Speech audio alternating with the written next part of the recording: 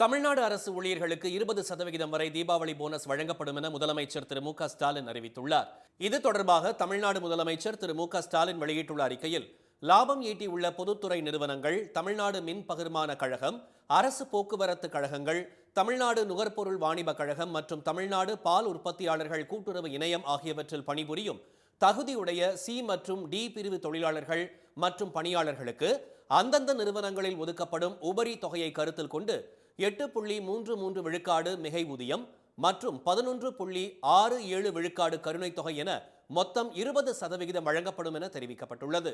அதேபோல தமிழ்நாடு வீட்டு வசதி வாரியம் மற்றும் சென்னை குடிநீர் வழங்கல் மற்றும் கழிவு நீரகற்று வாரியத்தில் பணிபுரியும் சி மற்றும் டி பிரிவு தொழிலாளர்களுக்கு 8.33 விழுக்காடு மிகை ஊதியம் மற்றும் 11.67 விழுக்காடு கருணைத் தொகை என மொத்தம் 20% வழங்கப்பட உள்ளது.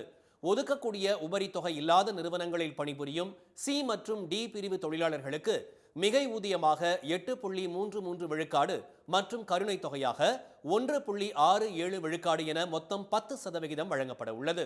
தமிழ்நாடு குடிநீர் வடிகால் வாரிய பணியாளர்களுக்கு 8.33 விழுக்காடு மிகை ஊதியமும், தமிழ்நாடு நுகர்பொருள் வாணிப கழகத்தில் தற்காலிக பணியாளர்களுக்கு 3000 ரூபாய் கருணைத் தொகையும் வழங்கப்படுகிறது. இதன் மூலம் அரசு ஊழியர்கள் குறைந்தபட்சம் 8400 ரூபாயிலிருந்து 16800 ரூபாய் வரை மிகை ஊதியம் பெற உள்ளனர். அரசு நிறுவனங்களில் பணிபுரியும் 2,69,439 தொழிலாளர்களுக்கு மொத்தம் 376 கோடி ரூபாய் மிகை மற்றும் கருணைத் தொகையாக வழங்கப்பட உள்ளதாக தெரிவிக்கப்பட்டுள்ளது.